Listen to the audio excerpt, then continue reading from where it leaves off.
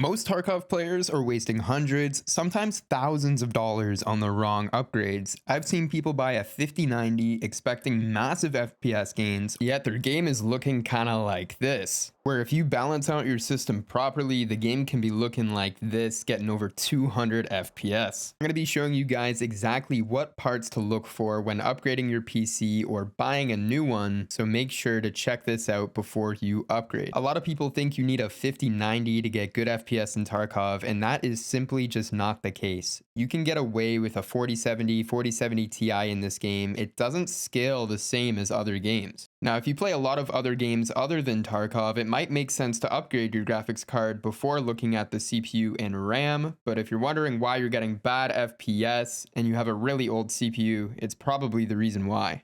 With that being said, the best CPUs you can get is from AMD's X3D lineup.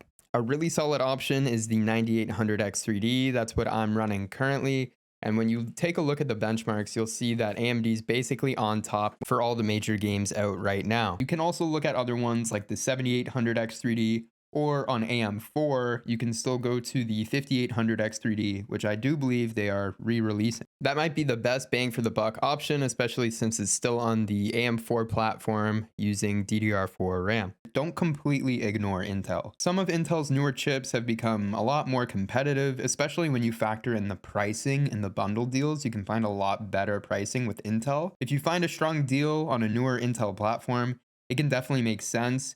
But if someone were to ask me what's the safest CPU for Tarkov, I would definitely push them towards a X3D CPU first. The next thing people always ask is how much RAM do I actually need for Tarkov? And honestly, this is one of the easiest upgrades to recommend, price abiding. If you're currently on 16 gigs, that's probably the first thing I'd look at upgrading. Can you run Tarkov on 16 gigs of RAM? 100%. But especially on maps like Streets, once you've got Discord open, maybe a browser in the background, you got the map open, Spotify, and you've been playing for a few hours, that's when things start getting rough. For most players in 2026, I would definitely aim for 32 gigs. And even me personally, when I'm recording and streaming and I got Discord open and Chrome open, I burn through 32 gigs. You can go back in my streams where I show my performance. I'm using like 46, 48 gigs of RAM. And another thing to keep in mind is RAM speed and timing. If you're on DDR5, something around 6000 with decent timings is generally great for gaming. I definitely would not spend extra going for like crazy speeds or anything like that when it could go towards a better CPU. There's a lot of YouTube videos out there showing that the RAM difference really isn't that crazy. I'm just gonna assume you have an SSD, so I'm not really gonna talk about that too much, but getting a nice solid SSD is a good way to go as well. But let's talk about the component everybody wants to buy. For a lot of games, if you're not getting good performance, an easy way to upgrade is just getting a new graphics card. But with Tarkov, it's not really the whole story. It's one of those games where you can spend a fortune on your GPU and still not have a good time.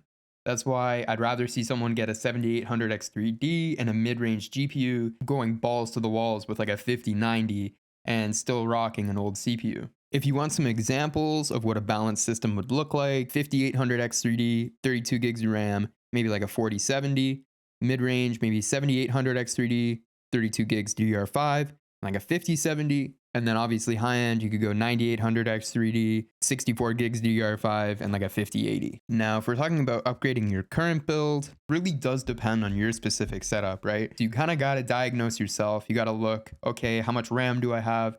How old is my CPU? Is it an X3D CPU? And looking at your graphics card as well, looking at the same things, and you can kind of give yourself a little bit of a game plan on what's best to upgrade.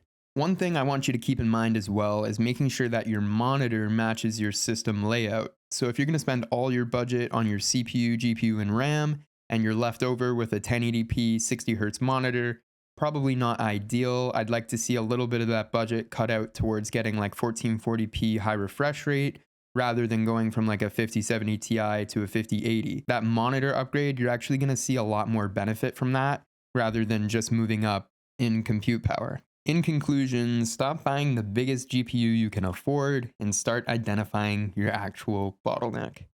Catch y'all in the next video. Peace.